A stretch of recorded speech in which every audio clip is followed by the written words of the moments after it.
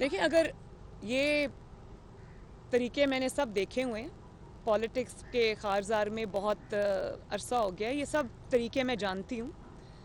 आप 500 सीट्स के ऊपर इलेक्शन नहीं करा सकते, बाई इलेक्शन।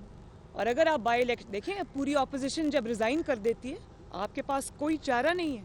और ये आप जो कह रहे हैं हम इलेक्शन करा देंगे, तो ये कोई खाला जी का घर नहीं है। आप इलेक्शन अनाउंस करेंगे तो क्या हम चूड़ियाँ पहन के घरों में बैठे रहेंगे? 70% जो, अगर आपने जाली वोट, चले 30% भी आपका अगर जाली वोट है, उसको मैं जाली कहूँगी, तो 70% वोट को रिप्रेजेंट करती है पीडीएम। तो वो क्या आप उनके बगैर इलेक्शंस करा लेंगे?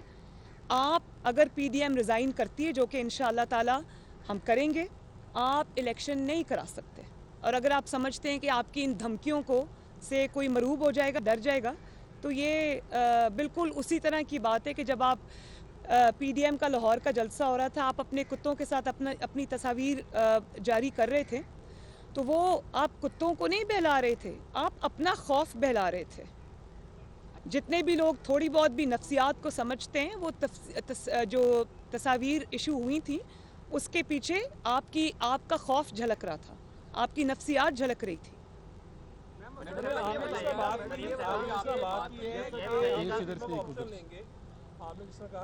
और ये भी मैं आपको बता दूं कि कुत्तों से खेलना और बात है, कौमी इदारों से खेलना बहुत ख़तरनाक है, जिसके नताइज आपको भुगतना पड़ेंगे, जिसकी कीमत आपको अदा करनी पड़ेगी, और वो कीमत आपसे कौम लेगी।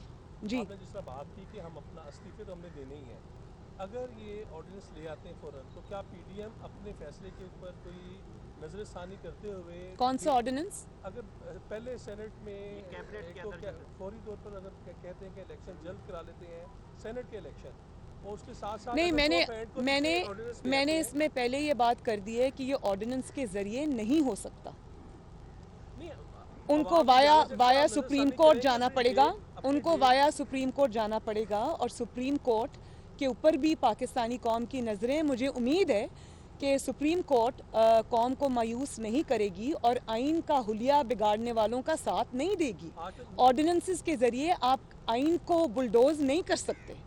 आज सुप्रीम कोर्ट ने जिस तरह नैब के ऊपर कहा है कि चेयरमैन नैब के अलावा कोई भी सुप्रीम जो चेयरमैन नैब तो तारीफ नहीं कर रहा, सुप्रीम कोर्ट का इतना बड़ा जुमला कह देना, रिमार्क्स दे देने, आपका समझ में आपके मौक़िफ़ की तायद है या अवामी मौक़िफ़ की तायद है? देखिए, जिस तरह वो बाकी इदारों को ख़राब करके उनके सरबराह बने हुए, मैं समझती हूँ कि नैब का चेयरमैन जो है, उसका नाम है इमरान खान।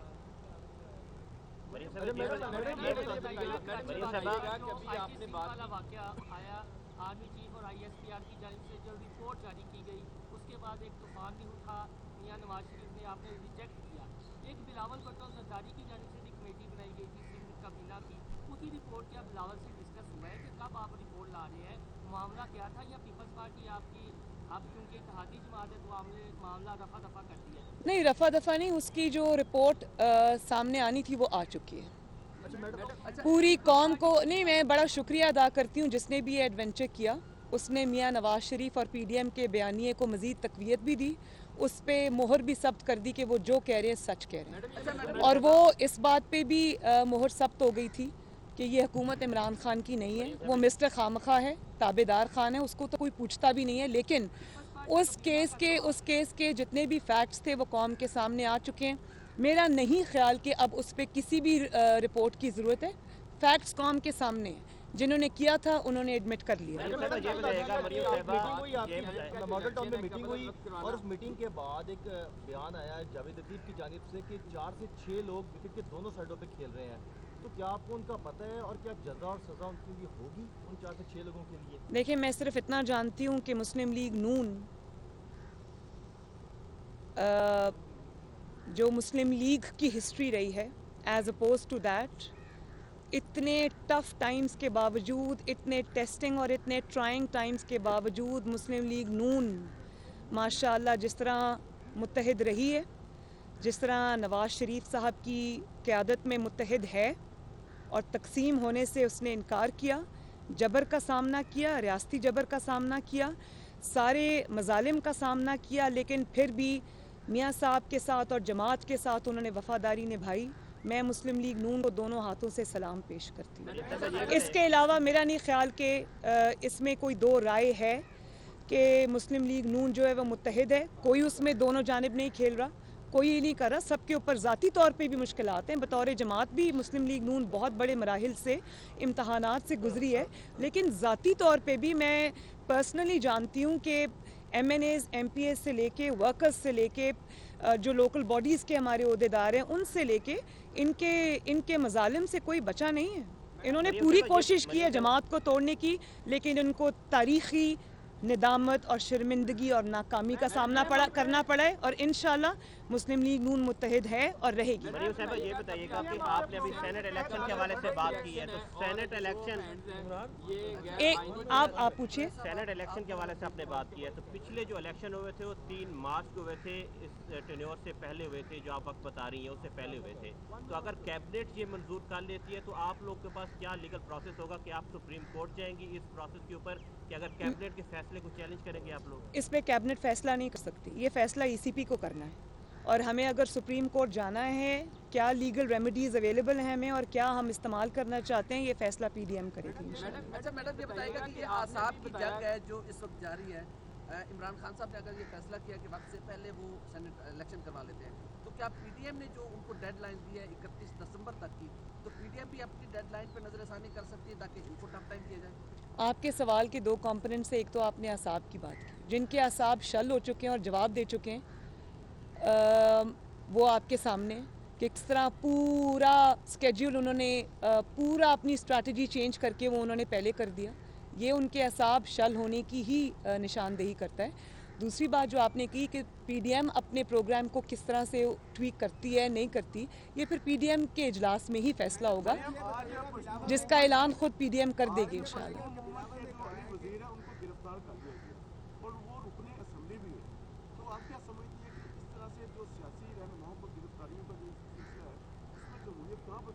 देखिए, मैं इसकी भरपूर मजम्मत करती हूँ और मैं ये समझती हूँ कि अगर आपके मुल्क में इस किस्म की तहरीकों को अगर आपने अपने साथ ना मिलाया, उनको कौमी धारे से ना जोड़ा, आपने उनको एक पनपने के लिए छोड़ दिया, तो इससे आपकी फेडरेशन जो है वो वीक होगी, इससे स्टेट की रिट भी वीक होगी, इससे पाकिस्तान की जो सॉलिडारिटी है, पाकिस्तान की जो एक यूनिटी है, उसके अंदर दरार आएगी। और ये कोई किसी भी चीज़ के साथ डील करने का कोई अक्लमंदाना या दानिशमंदाना तरीका नहीं है। हम सब पाकिस्तानी हैं, हम सब इक्वल पाकिस्तानी हैं और हमें इसी तरह एक दूसरे को ट्रीट करना चाहिए। इधर से ले लो, इधर